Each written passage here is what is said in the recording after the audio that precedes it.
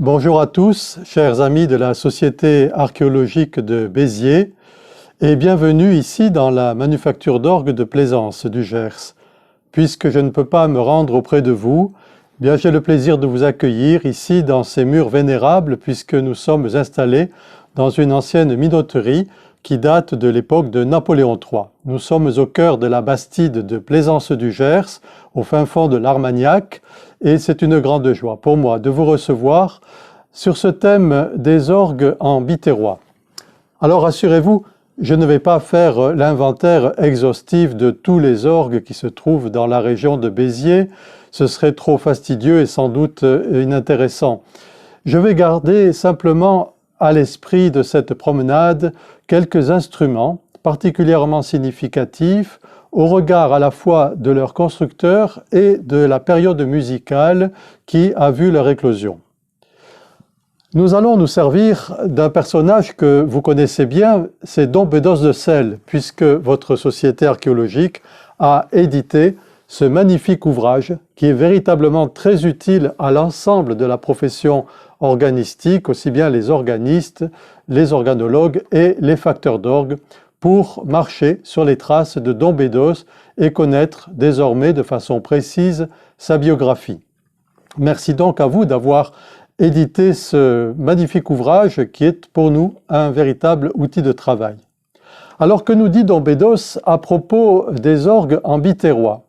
Eh bien, dans son fameux traité sur l'art du facteur d'orgue, le savant bénédictin évoque l'instrument de la cathédrale de Béziers, l'orgue construit en 1623 par le flamand Poncher.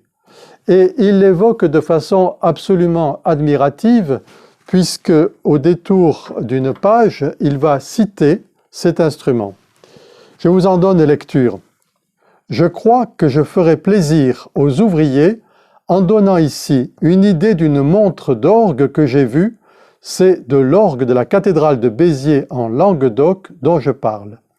Elle fut faite en 1623 par le sieur Poncher, facteur d'orgue flamand. Les tuyaux de cette montre, quoique construits depuis 147 ans, se sont conservés en bon état et dans toute leur blancheur. Ils sont aussi éclatants que s'ils sortaient actuellement de la main de l'ouvrier. Les plus grands tuyaux qui composent la basse du 16 pieds parlent aussi fort et aussi distinctement qu'une basse de 8 pieds ordinaire. » Un peu plus loin, Dom Bédos rajoute « Ce qui surprend dans tous ces tuyaux, c'est leur blancheur et leur brillant, qui se maintiennent depuis si longtemps sans altération. » Et il donne dans l'une de ses planches la description de construction de ces tuyaux.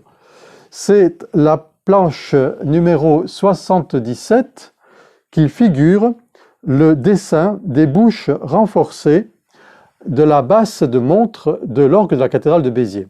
Ces mêmes tuyaux qui faisaient déjà l'émerveillement de Dom Bédos à la fin du XVIIIe siècle sont toujours présents et toujours aussi chantants. Nous allons sortir du cadre de la cathédrale de Béziers pour nous rendre à Saint-Chinian. À Saint-Chinian se trouve un instrument miraculeusement conservé qui est l'archétype de l'orgue français du XVIIIe siècle tel que Dom Bédos le décrit minutieusement dans tout son traité. Qu'est-ce que l'orgue classique français? Eh bien, à la différence de l'orgue espagnol, de l'orgue italien, de l'orgue flamand, de l'orgue allemand, de l'orgue anglais, la France, tout au long des XVIIe et XVIIIe siècles, va conserver un schéma, un archétype d'instrument qui va perdurer et se mettre peu à peu dans un état d'apogée musicale tel que de grands compositeurs du XVIIIe siècle, tels que François Couperin, pourront lui écrire des pages absolument merveilleuses. L'orgue classique français est essentiellement destiné à la liturgie. Son rôle ne va pas être d'accompagner le chant de l'assemblée, mais d'alterner avec les hymnes grégoriennes, avec les versets de Kyrie, de Gloria. Et ce jeu de l'alternance entre les moines, les chantres et l'organiste va permettre de voir éclore un instrument particulièrement coloré sur le plan musical. Pourquoi? Eh bien, à la différence de l'orgue de Jean-Sébastien Bach, dont le rôle est de soutenir le chant du choral protestant, cette alternance va permettre à l'organiste d'improviser sur les thèmes grégoriens, mais en apportant chaque fois une forme, une ambiance, par le choix des timbres, par le choix de la mélodie, par le choix de l'harmonie, qui va préluder au verset suivant, chanté par les clercs. Cet instrument-là va couvrir l'ensemble du royaume de France selon le prototype que Dom Bédos décrit et qu'il nous donne à découvrir dans l'une de ces planches admirables où l'on voit aussi bien l'organiste à ses claviers, la coupe de tout l'instrument depuis le positif de Do, la console des claviers, le pédalier, la mécanique, le grand sommier du grand orgue, mais également le souffleur qui s'active à l'arrière de l'instrument pour apporter le souffle nécessaire à l'usage de l'orgue. Si l'on examine attentivement le buffet d'orgue de l'instrument qui trône sur la tribune de Saint-Chinian, l'on trouve en balustrade le positif de Do, ce petit orgue qui est en avant de l'instrument et qui va être une des grandes caractéristiques de l'orgue classique français.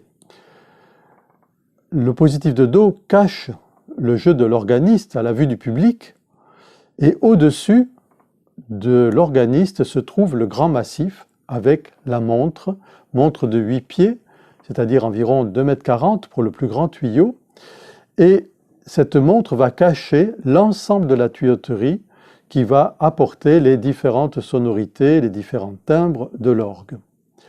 Cet orgue de Saint-Chinian a été construit en 1781. Il est donc contemporain de l'écriture du traité de Dom Bédos.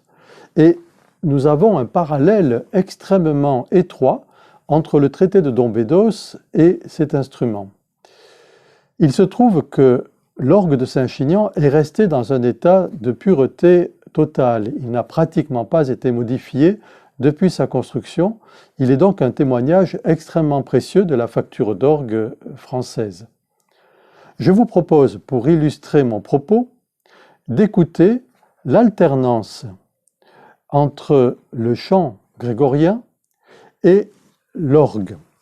Cette alternance va vous faire entendre, au niveau de l'orgue, un mélange particulièrement significatif que l'on appelle le plein jeu. Attention, ce n'est pas le plein jeu P-L-E-I-N, mais le plein jeu P-L-A-I-N, planus, car là encore il y a une caractéristique de l'orgue classique français. Dans la mesure où il était destiné à accompagner le plein chant, eh bien, la facture d'orgue française a déterminé un type d'harmonisation, un type de composition sonore qui va donner un résultat sonore très étal, très majestueux. N'oublions pas l'époque de Louis XIV et cette architecture de Versailles tout en largeur, tout en majesté, à la différence de l'orgue nord-allemand, par exemple, qui lui va être tout en torrent, tout en jubilation et presque en éclat. Ici, l'orgue classique français, le plein jeu français, va au contraire apporter solennité. Dans le premier kyrie de la messe à l'usage des paroisses que vous allez entendre, nous allons avoir un exemple très significatif de l'usage de l'orgue à cette époque classique française. Au clavier manuel, l'organiste va utiliser le plein jeu. Et au pédalier, il va scander en notes longues sur le jeu de trompette, caractéristique lui encore de l'orgue français, les notes du kyrie, du premier verset du kyrie, qui va être ensuite chanté par les clercs. Eh bien, cette façon de faire ce qu'on appelle le cantus firmus, est le même caractéristique de l'orgue classique français, est particulièrement significative dans cet enchaînement entre l'instrument et le chant, le plein chant. Je vous propose de l'écouter sur l'orgue qui est aux périphéries de la région biterroise, l'orgue que j'ai construit en l'abbaye de Sylvanès. C'est un instrument récent, mais qui reprend les grands canons de la facture d'orgue classique française.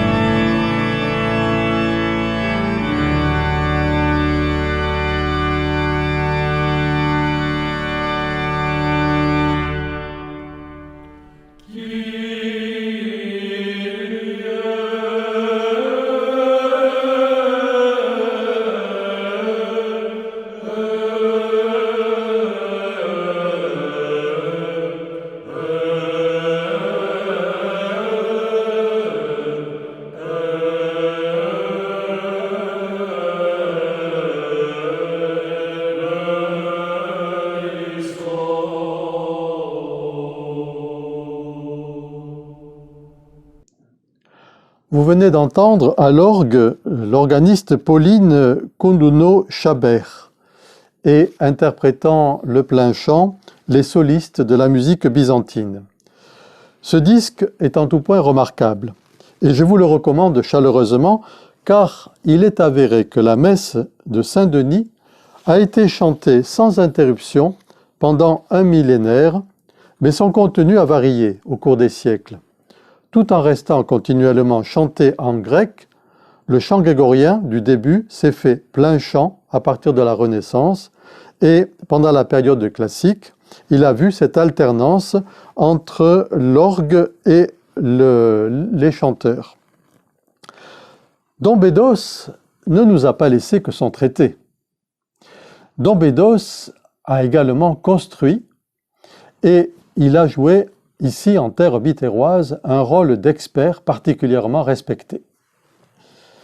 Dom Bédos a construit l'orgue de l'ancienne église abbatiale de Saint-Ibéry. Il s'agit d'un instrument un peu particulier tout en relevant de l'orgue classique français. Un peu particulier car il ne possède pas le positif de Do. L'exiguïté de la tribune qui avait été attribuée à Dom Bédos empêchait de disposer ce positif de Do. Alors Dom Bédos a imaginé de insérer dans le grand massif les tuyaux qui sont habituellement dévolus au premier clavier de l'orgue classique français, le positif. Et le résultat a parfaitement fonctionné, au point que Dom Bédos nous en donne, là encore, la description dans l'une des planches de son traité. L'orgue de l'ancienne église abbatiale de Saint-Ibéry est parti pour l'ancienne église du Collège des Jésuites de Montpellier, dédiée à Notre-Dame-des-Tables à partir de 1805. Cet instrument de Saint-Ibéry a été transporté. Et lorsqu'il a pris place sur la tribune de l'église Notre-Dame-des-Tables, on lui a adjoint ce qui lui manquait, un positif de Do.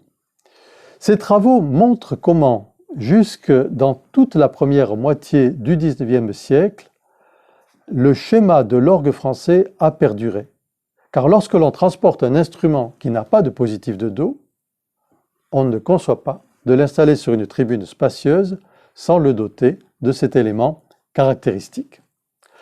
L'orgue que l'on voit aujourd'hui en l'église Notre-Dame-des-Tables possède le buffet que Dom Bédos lui avait attribué.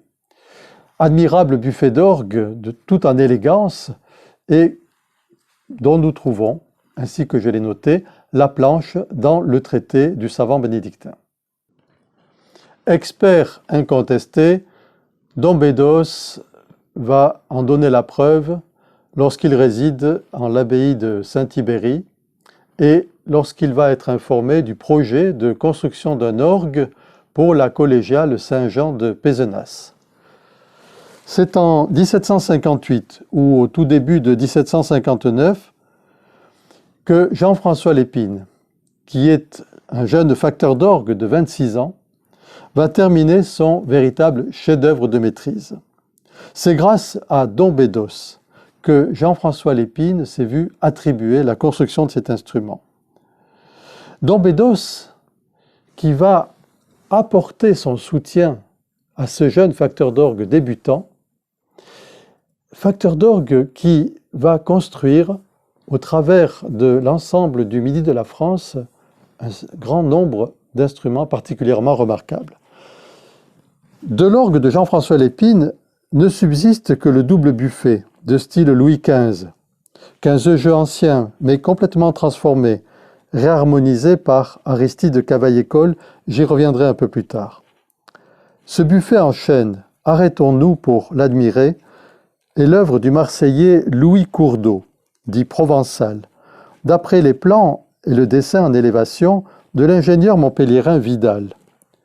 Louis Courdeau avait déjà travaillé avec Jean-François Lépine, notamment à l'Odève, et il a signé là son chef-d'œuvre. La ressemblance du buffet d'orgue de Pézenas avec celui de l'église Saint-Roch à Paris est indéniable. Mais à Pézenas, nous avons un traitement qui est traité avec beaucoup plus de souplesse et bien mieux proportionné qu'en l'église Saint-Roch de Paris. La grande différence et la singularité est la tourelle centrale trilobée, en trèfle, garnie de 9 tuyaux.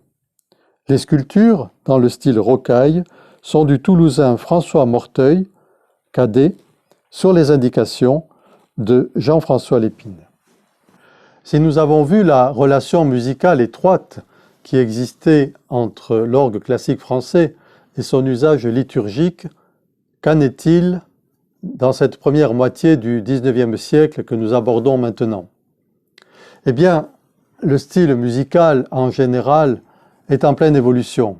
Beethoven est passé par là. On sort de la polyphonie pour s'orienter peu à peu vers le style symphonique. Et l'orgue n'échappe pas à ce style charmant qui va souvent évoquer la nature, les pastorales, et finalement s'éloigner un petit peu de l'église pour gagner la salle de concert, ou plus exactement, faire rentrer la salle de concert dans l'enceinte de l'église.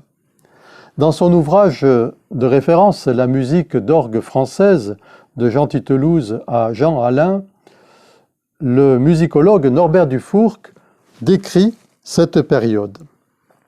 Il cite l'une des grandes figures de l'époque, c'est Louis James Alfred Lefébure-Wely, décédé en 1869. Il fut l'organiste de la Madeleine avant de gagner la tribune de Saint-Sulpice. Et Norbert Dufourcq écrit dans son ouvrage « Plaire aux fidèles ». Voilà pourtant l'unique préoccupation de Lefébure-Wely, son véritable souci. Sa réputation lui vaut, en 1863, l'orgue de Saint-Sulpice. Il y fait entendre ses pièces de l'Office catholique, de l'Organiste moderne, 2 éditions de référence, ses marches et ses fanfares. L'orgue est là, riche en couleurs, qui permettront à Lefébure-Wely de varier ses effets. Et un peu plus loin, Norbert Dufourcq relate l'inauguration de l'orgue de Poligny, telle qu'elle est mentionnée dans le journal La Maîtrise en 1860. Ce journal relate en ces termes l'inauguration de l'orgue de Poligny, où Lefébure-Wely fit une impression indicible. Je cite : « Ce fut d'abord un son de flûte léger, doux, suave, qui allait grandissant, puis s'arrêtait soudain comme pour écouter une viole dont les cordes semblaient frémir sous un archet savant. Le clairon et la trompette éclataient en fanfares joyeuses, le basson mêlait ses plaintes aux notes lugubres du bourdon, des voix humaines que l'on eût dites éloignées, chantaient en se rapprochant, tout se taisait. Écoutez, un bruit sourd, un gémissement étouffé s'échappe du bois qui s'entr'ouvre. 1000 clameurs confuses s'élèvent jusqu'à la voûte. C'est l'approche d'un orage, c'est la nature qui se plaint. Il se répand un souffle terrible. Le vent monte, il approche, c'est la tempête. Les arbres plient sous les efforts du vent.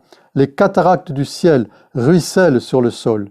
La foudre éclate, ses grondements terribles ébranlent les piliers. Le spectacle est complet, l'illusion aussi, c'est le triomphe de l'art. Si j'ai évoqué un peu longuement la figure du Parisien Lefébure-Wely, alors que nous parlons d'orgue en biterrois, c'est parce que ce style musical s'est répandu également sur notre territoire et qu'il a nourri la conception de plusieurs instruments, parmi lesquels on peut citer l'orgue de l'église Saint-André de Montagnac. Je vais vous faire entendre un court extrait d'une pièce de Lefébure-Wely, car on ne peut pas ignorer cette période qui a marqué, là aussi, la vie musicale de notre territoire.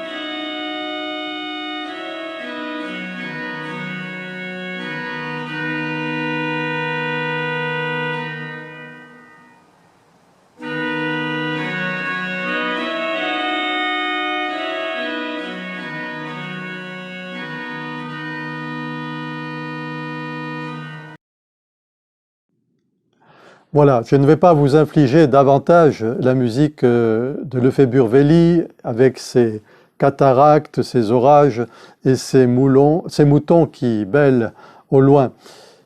Mais je voudrais revenir à l'orgue de Pézenas, car 3 ans avant sa reconstruction par Aristide Cavaillé-Coll, l'encyclopédie Roré intègre dans sa magnifique édition la réédition de l'ouvrage de Dom Bédos de Celles qui était devenu introuvable. L'art du facteur d'orgue est donc entièrement réédité dans un format plus maniable que l'édition originale et avec des planches qui reprennent l'ensemble de l'édition de Dom Bédos. Mais vous allez voir que la fameuse coupe que nous avons tout à l'heure découverte et qui nous a permis de comprendre la structure de l'orgue classique français, eh bien cette coupe a été mise au goût du jour. L'organiste n'est plus revêtu d'une perruque et d'une épée à son côté. Il a pris la redingote de l'homme élégant de l'époque de Napoléon III et le souffleur également s'est mis au goût du jour. Voilà une planche qui montre l'esprit de l'époque où l'on garde la structure architectonique mais où l'on modernise notre instrument. Eh bien, à Pézenas, au milieu du XIXe siècle, nous avons l'intervention d'un autre facteur d'orgue extraordinaire né dans l'Hérault, c'est Aristide Cavaillé-Coll.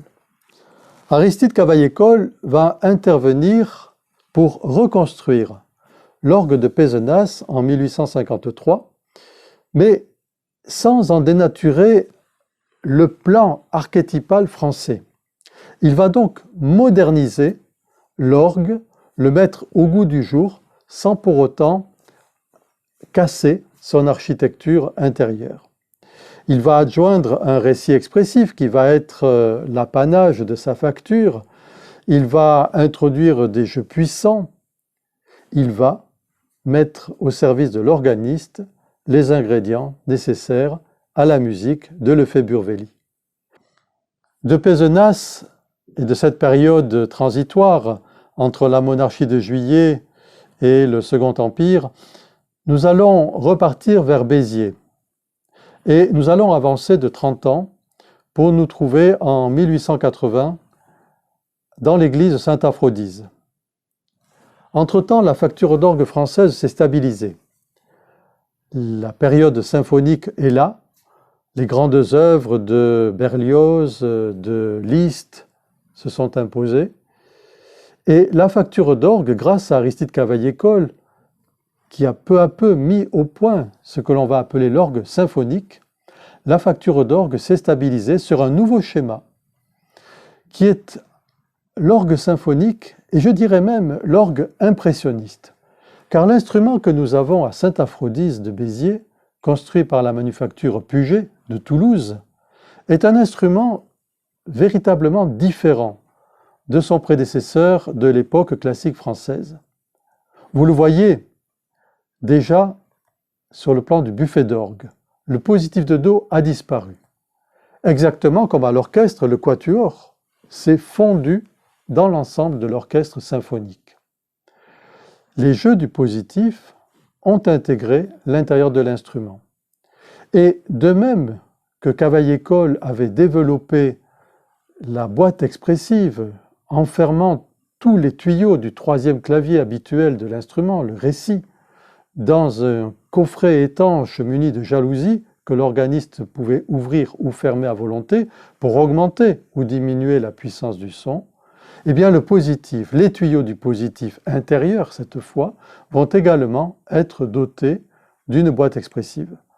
Sur 3 claviers, l'instrument possède donc 2 claviers expressifs et le clavier principal, le grand orgue, lui, garde son caractère majestueux. Les claviers peuvent s'accoupler entre eux de sorte que l'on pourra créer un effet de tutti par crescendo ascendant et repartir avec beaucoup de ductilité dans des choses beaucoup plus diaphanes, beaucoup plus légères. Je vous propose d'écouter une illustration sonore de cette période de l'orgue impressionniste. Malheureusement, ce n'est pas l'orgue de Saint-Aphrodis de Béziers que je vous fais entendre, c'est un autre de mes instruments, un orgue construit aux portes de Marseille, à Roquevert, mais qui reprend cet esprit de l'orgue impressionniste.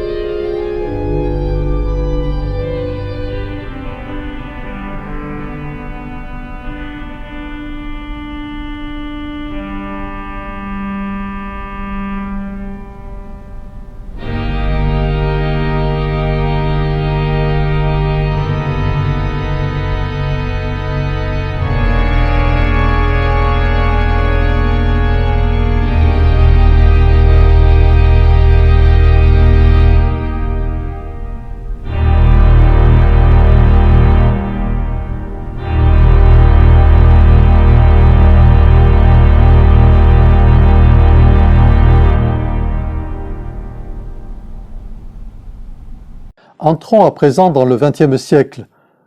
Là encore, les 30 premières années du siècle ne sont pas particulièrement significatives pour notre instrument. La musique évolue, Debussy, Ravel ne s'intéressent pas à l'orgue. Et la facture d'orgue prolonge ce mouvement symphonique, impressionniste, mais en se trouvant décalé de l'esprit, de l'état musical de la France de cette époque. Il faut attendre les années 1930 pour que, à l'initiative du musicologue Norbert Dufourcq, que j'évoquais tout à l'heure, naisse un mouvement qui va être un mouvement d'intérêt pour la facture d'orgue ancienne. Ce mouvement, que l'on va appeler l'orgue néoclassique, va tenter d'effectuer une synthèse entre l'orgue symphonique et l'orgue classique français. C'est un peu le mariage de la carpe et du lapin. Beaucoup d'essais ont été tentés pour réussir cette équation. L'orgue de la cathédrale de Béziers, dans sa dernière mouture, telle que nous l'entendons aujourd'hui, est l'illustration de cette esthétique sonore. Dans le cas de l'orgue de la cathédrale de Béziers, on peut dire que c'est un peu l'exception qui confirme la règle. L'ensemble est relativement cohérent et permet de jouer à un très large répertoire. Par contre, il y a eu des ratés terribles dans notre région de Béziers, puisque l'orgue de la collégiale Saint-Jean de Pézenas, que j'évoquais également, a subi dans les années 60 cette tentative d'une néoclassicisation. Et là, le résultat était véritablement catastrophique, au point que nous avons été amenés à reconstituer pour les monuments historiques l'état cavaille-école de cet instrument tel qu'il se trouvait avant la tentative de néoclassicisation. Il y a un mouvement parallèle qui se développe à partir des années 50-60. C'est celui non pas de chercher à réaliser une synthèse entre deux esthétiques sonores véritablement éloignées l'une de l'autre, mais celle de reconstituer des instruments du passé. C'est le cas à la cathédrale d'Agde, où l'on a un instrument qui est très fortement inspiré par la facture nord-allemande. C'est également le cas d'autres instruments, mais qui, de mon point de vue, sont intéressants sur le plan anecdotique, mais ne sont pas la véritable illustration d'un mouvement musical tel qu'on a pu le suivre depuis l'orgue de Poncher jusqu'à l'orgue de Dombédos, l'Épine, Cavaille-école, Puget à Sainte-Aphrodise. Il faut attendre véritablement l'époque contemporaine pour que, à la faveur du développement des technologies actuelles, de nouveau une passerelle puisse se faire entre la facture d'orgue et l'écriture musicale d'aujourd'hui. L'écriture musicale d'aujourd'hui a recours de façon quasi systématique à l'informatique musicale. Et notre instrument, l'orgue, organon en grec, c'est la machine. C'est ce que Dombédos décrit avec une grande habileté. L'orgue est à la fois un instrument de musique et une machine. Or, nous sommes à l'époque des machines intelligentes. Il est donc particulièrement séduisant de coupler, de réaliser le mariage, non plus de la carpe et du lapin, mais de la technologie informatique avec la technologie traditionnelle des tuyaux d'orgue, de façon à avoir un véritable passage, un véritable passerelle entre esthétique sonore traditionnelle de l'orgue et technologie actuelle. Nous allons maintenant aux périphéries de la région biterroise. Nous allons jusqu'au village d'Aspirant, qui est tout près de Clermont-Lérault, village que vous connaissez par sa fameuse clairette, et village où nous avons construit un instrument qui me semble représentatif de la facture d'orgue telle qu'on peut la voir aujourd'hui dans une perspective du XXIe siècle. Il s'agit d'un instrument composé de 2 corps disposés dans le bas-côté de l'église. Chaque corps est équipé de jalousies mobiles. On retrouve là une des caractéristiques de l'orgue de Sainte-Aphrodise de Béziers, 2 plans sonores expressifs et une console de clavier indépendante qui est reliée à l'ensemble de la tuyauterie, de la soufflerie, par un câble numérique. Cette technologie, compatible avec l'informatique musicale, permet d'obtenir des émissions sonores du tuyau qui étaient jusque-là impossibles, car avec le doigt, je ne peux ouvrir la soupape que pendant une certaine durée. Mais avec l'ordinateur, je peux l'ouvrir de façon infiniment plus brève et ne faire entendre là que ce que l'on appelle les transitoires d'attaque. Nous renouons ainsi avec la musique spectrale, avec toute l'écriture musicale qui, depuis les années 50, fait la richesse de la composition, de l'écriture musicale d'aujourd'hui. Et c'est pour la facture d'orgue une façon de renouer véritablement avec l'état musical de notre époque. Je vous propose d'écouter une improvisation réalisée en direct par Marc Chiron le jour de l'inauguration de cet instrument à aspirant. Vous y entendrez des sonorités tout à fait étonnantes, mais parfaitement musicales. Et vous verrez comment ce couplage entre des capacités sonores nouvelles et un usage tout à fait traditionnel de l'instrument se marie admirablement et ouvre sans doute de nouvelles perspectives pour la vie de l'orgue en Biterrois. Nous avons démarré cette rencontre dans la bibliothèque de notre manufacture d'orgue en évoquant la figure de Dom Bedos de Celles et le buffet d'orgue du XVIIe siècle de la cathédrale de Béziers. Terminons, si vous le voulez bien, avec l'orgue contemporain d'Aspirant et, pour illustrer l'improvisation de Marc Chiron, je vous propose de descendre dans nos ateliers et de découvrir les différentes phases de la construction de l'instrument que vous allez maintenant entendre.